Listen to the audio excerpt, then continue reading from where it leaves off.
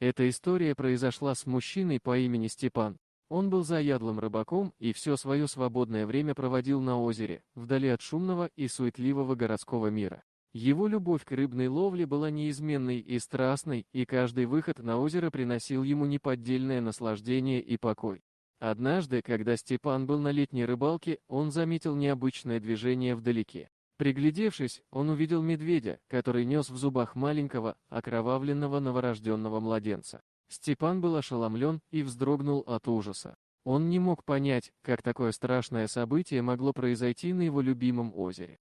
Медведь положил младенца рядом с мужчиной и скрылся в лесу, оставив Степана в полном шоке и непонимании. Он был переполнен смешанными чувствами страха, сострадания и беспомощности. Но вместо того, чтобы паниковать, Степан сразу же взял телефон и вызвал спасателей, рассказав им о происшедшем.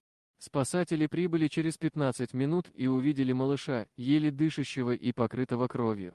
Они сразу же взяли его в свою заботу и отправили в больницу. Там малышу была оказана неотложная медицинская помощь, и врачи сделали все возможное, чтобы спасти его маленькую жизнь. Сейчас ему ничего не угрожает, и он находится под наблюдением опытных медицинских специалистов. После спасения младенца начались расследования, чтобы найти его родителей и разобраться в том, что произошло. Степан был глубоко потрясен случившимся и стал активным участником расследования. Он сделал все возможное, чтобы помочь полиции и оказать содействие в поиске родителей малыша.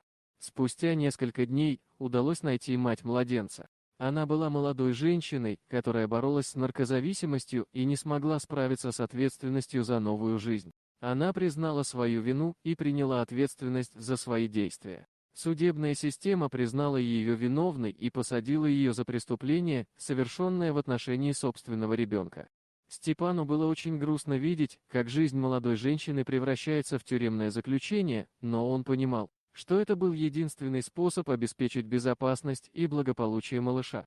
Он знал, что ребенок будет жить в более благоприятных условиях в системе опеки, где ему предоставят все необходимое для здорового развития. Эта история изменила жизнь Степана навсегда. Он понял, что наш мир полон сложных и неоднозначных ситуаций, и важно быть готовым помочь тем, кто в них оказывается. Он стал активным волонтером и поддерживал местные благотворительные организации, помогая тем, кто нуждался в поддержке и заботе. Случай с медведем и младенцем напомнил Степану о том, что жизнь непредсказуема и каждый день может принести нам новые испытания и возможности помочь другим. Он больше не только рыбак, но и человек, готовый протянуть руку помощи и делиться своей заботой с окружающими. Вот такая удивительная история. А что вы думаете по поводу данной истории? Делитесь своим мнением в комментариях.